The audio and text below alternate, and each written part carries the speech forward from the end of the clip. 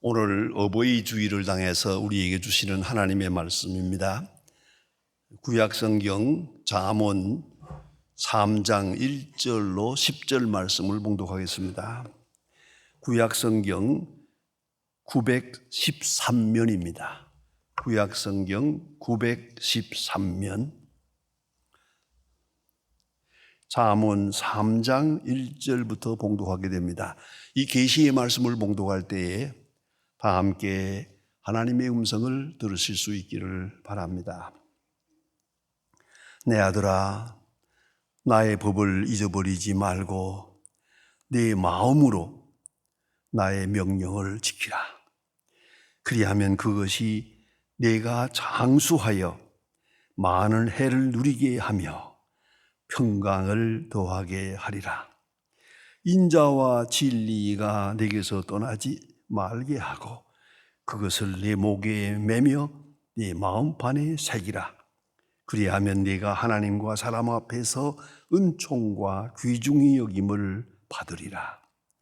너는 마음을 다하여 여호와를 신뢰하고 내 명철을 의지하지 말라. 너는 범사에 그를 인정하라. 그리하면 내 길을 지도하시리라. 스스로 지혜 없게 여기지 말지어다. 여호와를 경외하며 악을 떠날지어다. 이것이 내 몸의 양약이 되어 내 골수를 윤택하게 하리라. 내 재물과 내 소산물의 처음 익은 열매로 여호와를 공경하라. 그리하면 네 창고가 가득히 차고 네 포도즙 틀에 네 새 포도즙이 넘치리라. 아멘. 저는 어렸을 때 할아버지로부터 많은 이야기를 들었습니다. 그저 시간만 있으면 붙들고 옛날 얘기 해달라고 조르면 우리 할아버지는 한 얘기 또 하고 한 얘기 또 하고, 그래도 그것이 늘 재미있고 좋았습니다. 늘 듣던 얘기입니다만 그 중에도 가장 인상적인 얘기가 늘 가슴에 남아 있습니다. 그것은 산속에 사는 노총각 효자 얘기입니다. 산속에 살면서 호르머니를 모시고 사는데 아주 효성을 다해서 효자라는 소문이 자자하게 온 마을에 퍼졌더라는 것입니다. 자, 그런데 이 마을 말고 저 넓은 동리에, 큰 동리에 부잣집 아들이 하나 있는데 이 아들이 그렇게 또 효성이 좋아서 많은 사람들이 효자라고 칭찬을 해 주었습니다. 그래서 본인들도 자부심을 가지고 아버지도 행복하고 아들도 효자라고 해서 그렇게 칭찬을 받는 아들이 있었답니다. 그런데 어느 날 어떤 사람이 이 부잣집 아들 효자에게 말하기를, 동네 사람들이 그러는데 당신은 진짜 효자가 아니고 저 산속에 있는 아주 노총각 효자가 하나 있는데 그 총각이 진짜 효자라고들 사람들이 그럽니다. 이 말을 듣고 이 부잣집 총각, 이 효자가 좀 불쾌하게 여겼습니다. 내가 제일 가는 효자인 줄 알았는데 아니 나 외에 더 훌륭한 효자가 있다. 불쾌하게 여기고 그는 조용한 시간에 그 사람을 찾아갔습니다. 무럭무럭 산속까지 올라가서 오두막집에 있는 그 집을 찾아냈습니다. 마침 갔더니 효자는 나무하러 갔고 집에 없고 어머니만 계시더라는 거예요. 그 노모가 계시는데 거기에 앉아서 어떻게 오셨냐고 해서 아니 그저 아드님이 이 세상에 가장 훌륭한 효자라고 해서 그 효자의 모습을 좀 배우려고 내가 여기까지 왔습니다. 그러니까 그 어머니 하는 말이 글쎄 효자인지 뭔지는 모르지만은 착한 아이라고 그렇게 말하더랍니다. 그리고 조금 기다리니까 효자가 나무를 해가지고 집에 돌아왔어요. 나무찜을 갖다 놓고 들었으면서 어머니 제가 왔습니다 했더니 어머니가 이리 오라 하더니 그 노총각을 앞에다 놓고 그 세숫대에 물을 떠다가 얼굴 세수를 시켜드리는 거예요. 어머니가 이 큰 아들의 얼굴을 세수를 시켜주는 것. 그 다음에 또 발을 내놓으라. 그 더러운 발을 또 다 닦아주고. 이 모습을 보던 그 도시에서 온 부자 총각은 이게 말이 되느냐? 어떻게 이렇게 큰 아들이 어머니에게 세수를 시켜달라고? 발을 씻어달라고 발을 내놔? 이런 불효자가 어디 있냐고. 이걸 효자라고. 이건 잘못됐다고 노발노발하면서 집을 나왔습니다. 집을 나가가지고 저만큼 산을 내려갈 때에 그 산 속에 있는 노총각 효자가 따라오면서 왜 그렇게 몹시 몸 불편하냐고, 무슨 일에 그렇게 마음이 언짢았습니까 하고 물었어요. 그러니까 생각해 보라고. 다 큰 아들을 어머니한테 얼굴을 내놓고 세수를 시켜든, 발을 내놓고 발을 닦아. 이게 무슨 이런 불효자가 어디에 있냐고. 그때 그 노총각 산속에 있는 효자는 이렇게 말했답니다. 어머니가 그것을 기뻐하니까, 어머니가 그렇게 해주기를 기뻐하니까 내가 그렇게 하는 거라고. 부잣집 총각이 효자가 깊이 생각했답니다. 효가 무엇인가? 어떻게 하는 게 효인가? 저는 깊이 생각해야 할 이야기라고 생각합니다.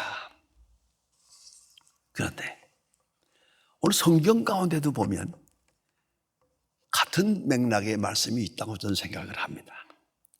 여러분 잘 아는 대로 탕자 이야기, 그 두 아들이 있지 않았습니까? 이 집에 두 아들이 있는데 이 둘째 본 탕자는 유산을 달라고 해서 받아가지고 나가서 허랑방탕해서 이 많은 재산을 다 없애고 마지막에 고생하다가 돼지 치는 집에 가서 얻어먹으면서 주엽 열매를 먹고 하다가 마지막에 회개하고, 우리 아버지 집에는 노비도 많고 일꾼도 많고 먹을 것도 많은데 나는 여기서 굶어 죽는구나. 그리고 회개하고 돌아옵니다. 돌아오되 사실은 진정으로 회개하기보다는 배고파서 온 것 같아요. 아무튼 돌아왔습니다. 아버지는 이걸 만나서 기뻐서 내 아들이 죽었다 살았노라, 잃었다 얻었노라 하고 옷을 입혀라, 반지를 끼워라, 신발을 신겨라, 소를 잡아라, 잔치를 하자. 나는 아들을 잃었다가 얻었노라. 이렇게 기뻐하고 잔치를 먹지근하게 이렇게 지내고. 자, 이렇게 지냈는데 큰아들이 밖에서 돌아옵니다. 양치는 데서 멀리 나가 있던 모양인데 돌아오다가 이 소리를 듣고, 이거 무슨 소리냐? 동생 되는 아들이 살아 돌아온 걸 보고 아버지가 기뻐하십니다. 그 잔치를 하는 겁니다. 이 형은 말합니다. 나 집에 안 들어간다. 아주 불쾌하게 이렇게 말합니다. 저 동생이 아버지의 유산을 창기와 함께 먹어버린 저놈이 돌아왔는데 아버지가 저를 기뻐해서 이런 잔치를 베풀어 몹시 불쾌하다. 나는 집에 안 들어가. 아버지가 따라 나와서 하는 말입니다. 얘야, 네 동생은 죽었다 살았고 잃었다 얻었노라. 우리가 함께 기뻐하는 것이 옳지 않냐. 이렇게 달래고 위로하는 것을 볼 수 있습니다. 여러분, 효도가 무엇입니까? 이 큰아들은 효자같이 보이지만 아버지의 마음을 이해하지 못했습니다. 무조건 지금은 아버지의 마음이 이렇게 기쁘면 나도 기뻐야지요. 아들이 돌아왔다고 기뻐하는 아버지가 있다면 동생이 돌아왔다고 같이 기뻐해야죠. 아버지의 마음을 이렇게 슬프게 했다면 그는 불효자입니다. 그 형은 불효자입니다. 이걸 잊지 말아야 합니다. 누가복음 15장 18절에 보면 그 형이 이렇게 말해요. 저가 노하여, 저가 분해서 노해서 불평하고 있는 걸 볼 수가 있습니다. 그렇다면 그는 아버지 집에서 평안하게 아버지의 명령을 따라서 수고한 것 같으나 심정적으로 볼 때는 저는 불효자입니다. 아버지의 마음을 이해하지 못하고 있기 때문입니다. 여러분, 참 효자가 어디에 있습니까? 오늘 본문에 보면 이렇게 말합니다. 내 마음으로 나의 명령을 지키라. 너의 마음으로 나의 명령을 지키라. 마음이 문제입니다. 행동의 문제가 아닙니다. 그 중심의 문제입니다. 어떤 마음이냐? 아버지의 마음으로, 부모님의 마음으로 돌아가서, 여러분, 내가 나를 위해서 수고한다가 부모님의 마음으로 돌아가서, 내가 오늘 공부를 열심히 한다, 부모님의 마음으로 돌아가서, 내가 선한 일을 한다, 그것도 부모님의 마음으로 돌아가서 하는 것입니다. 그러려면 억지가 아니어야 합니다. 자원하는 마음이어야 합니다. 만일에 불효했다고 형벌을 받는다? 그거 아닙니다. 형벌의식에 매여도 안 됩니다. 만 아니라 보상의식도 불가합니다. 내가 이렇게 효도하면 복을 받을 거다. 효도하면 아버지가 나에게 많은 유산을 줄 거다. 효도하면 많은 사람에게 칭찬을 받을 거다. 보상심리가 작용하면 그건 효도가 아닙니다. 그건 율법적 관계가 되기 때문입니다. 여러분 잊지 말아야 합니다. 이 탕자의 형은 효를 율법적 관계로 이해했습니다. 아닙니다. 효는 은총입니다.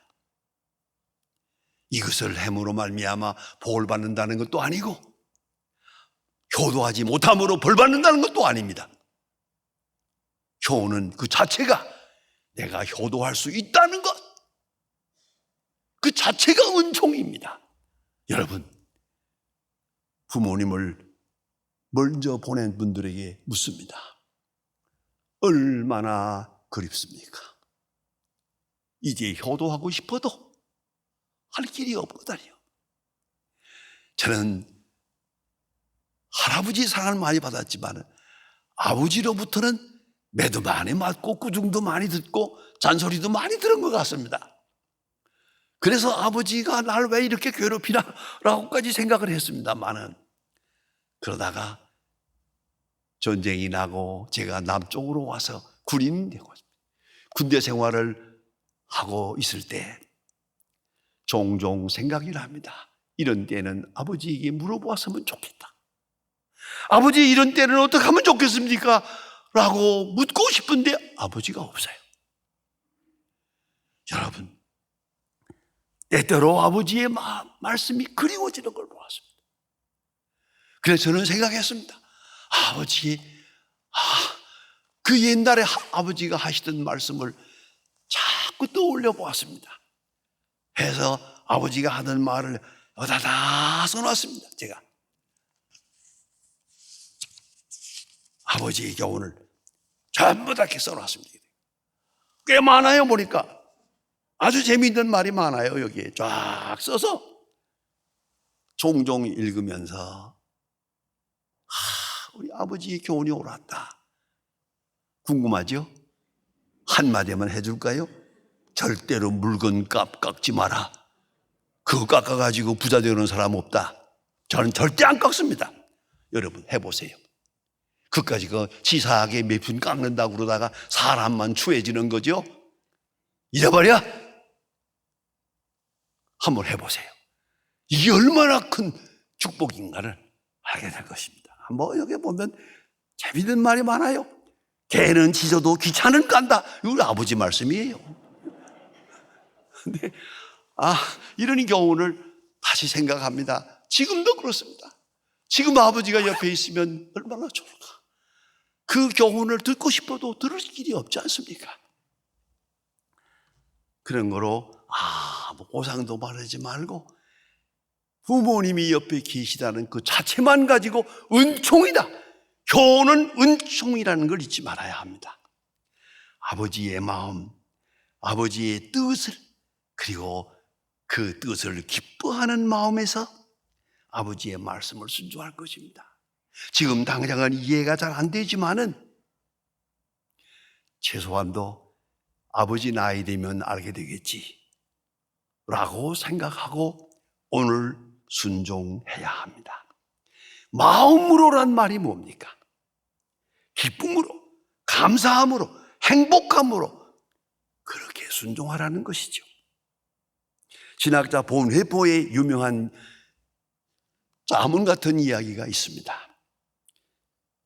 기독교인과 비기독교인을 구별할 수 있는 것은 단순하다. 그 구별은 간단하다. 모든 일에 감사와 즐거움으로 하는 자는 기독교인이요. 어떤 일을 하더라도 감사와 즐거움이 없다면 그는 기독교인이 아니다. 기독교인은 환난을 당할 때도, 순교할 때도 감사함으로 순교하는 것. 그것이 기독교인이라고 말합니다. 여러분, 효자가 누굽니까? 마음으로부터 그 법을 따르는 겁니다. 마음에서부터 기쁨으로, 감사함으로, 행복함으로, 사랑함으로. 그것이 효심입니다. 여러분, 가끔 그런 일이 있죠. 아이들에게 심부름을 해서 야 어디 가라 그러기 때문에 알겠습니다. 안 가요. 야 빨리 가. 간다니까요. 세 번째 말합니다. 심부름 가라고 했는데 왜 안 가고 있냐? 가요, 가. 그러면 난 뭐라고 하겠습니까? 가지 마라 그럽니다. 마음이 없잖아요. 행동의 문제가 아니에요.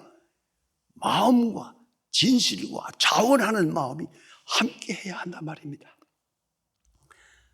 오늘 성경에서 말합니다. 아버지의 명령을 지킬 때 마음으로부터 지키라. 그 명령이 무엇입니까? 3절 이하에 줄줄이 쭉 이어지고 있습니다. 하나님과 여기 보니까 인자와 진리가 내게서 떠나지 말게 하고 그것을 내 목에 매며 내 마음판에 새기라. 인자와 진리를 따라, 그게 아버지 마음이에요. 범사의 그를 인정하라. 그것이 아버지 마음이에요. 아버지 마음으로 신앙생활 해야 한다는 말입니다. 마음속에 깊이 있는 또 다른 얘기가 있습니다. 어떤 가정에 사랑스럽게 결혼을 하고 첫 아이를 낳았는데 첫 아이가 돌되기 전에 아버지가 실수를 합니다. 그리고 집을 나가버립니다. 그리고 20년을 지냅니다. 어머니는 가진 고생을 다 하면서 이 아들을 키웠습니다. 이 아들이 지금 20살이 됐습니다.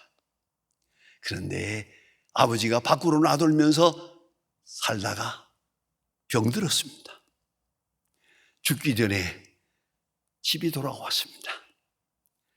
어머니는 이걸 알아보고 남편 병신돼가지고 왔지만은 남편이잖아요. 아이의 아버지잖아요. 그래서 받아들이고 다시 관계를 회복하려고 애를 씁니다만은 아들은 아닙니다. 난 아버지 없어요. 아버지 얼굴 본 일도 없어요. 내게 어떤 아버지가 있단 말입니까? 이 아버지를 엄연히 앞에 놓고도 아버지라고 부르지는 않습니다. 전혀 부지를 않습니다. 아버지는 무슨 할 도리가 없습니다. 어머니가 이 두 사이에서 너무 애를 쓰다가 그만 병들었습니다. 병들어가지고 어머니가 죽게 되는 순간 한쪽에는 남편이 있고 한쪽에는 아들이 있습니다. 죽기 직전에 이 손을 내놓아라. 아들의 손을 놓고 쥐고 이쪽으로 남편의 손을 쥐고 합쳐서 딱 손에 쥐고 그리고 말합니다. 여보, 얘를 보고 내 아들 춘식아 라고 말하라고. 내 아들 춘식아. 그럴 체면이 되지 않지만은 죽어가는 남편을 아내를 생각하면서 그 말을 했습니다. 내 아들아. 아들에게 말합니다. 아버지라고 불러라. 아버지라고 불러라. 마침내 그 아들이 아버지를 보아서는 그러고 싶지 않지만은 막 사랑하는 어머니를 생각하고 어머니 마음으로 돌아가서 아버지라고 부릅니다. 두 사람의 손을 딱 몰아쥐고 세상을 떠났습니다. 여러분, 누구냐고 묻지 마시고 그 결과가 어떠냐고도 묻지 마세요. 오로지 하나님의 사랑으로, 예수님의 마음으로. 복받은 자의 인격은 부모님께 대한 감사로부터 시작합니다. 마음으로부터 효심이 있어요. 그 복받은 인격입니다. 중심에서 감사함으로, 행복함으로 부모를, 그렇습니다. 부모가 살아계실 때 이렇지 못합니다만은 부모님이 세상을 떠난 다음에는 종종 우리는 생각합니다. 부모님이 지금 계시다면 효심을 다할 것인데 그러지 옵시다. 지난 다음에 후회한들 도리가 있는 게 아닙니다. 복의 근원이 여기에 있습니다. 오늘 본문을 자세히 봅니다. 2절에서 말합니다. 효도하면, 그리하면 그것이 네가 장수하여 많은 해를 누리게 하며 평강을 더하게 하시리라. 효가 평강의 근원이요 복의 근원이라는 걸 잊지 말아야 합니다. 효의 성품, 효의 인격, 효의 덕이 가문에 이어질 때 그것은 복의 근본이 되는 것입니다. 어버이 주의를 당해서 우리의 효심을 다시 한번 신앙적으로 재정비하고 오늘 할 수 있는 효가 있습니다. 부모님의 말씀을 마음에 기억하고 중심에서부터 사랑하고 존경하고 효심을 다하게 될 때 하나님을 기쁘시게 하고 하나님을 기쁘시게 한 자에게 주시는 금생과 내세의 축복이 여기에 있는 것입니다. 내 아들아, 나의 법을 잊어버리지 말고 내 마음으로 나의 명령을 지키라. 기도하십시다. 하나님 아버지, 오늘 저희들이 하나님 앞에 감사합니다마는 우리에게 귀한 부모님을 주신 것 감사하고 귀한 자녀도 주신 것 감사하고 귀한 가정을 주신 모든 은혜에 감사를 드립니다. 원컨대 주의 말씀을 따라서 마음으로부터 효심을 다하고 효행을 다하는 중에 가정의 아름다운 덕이 이어지게 하시고 주께서 성경 말씀을 통해서 우리에게 약속하신 모든 축복을 영육간에 받는 모든 가정이 되고 귀한 자녀들이 되게 하여 주소서. 아브라함, 이삭, 야곱에게 주셨던 것처럼 서다손손 주의 축복을 이어가는 복된 가정들이 되게 하여 주시옵소서. 예수님의 이름으로 기도합니다. 아멘.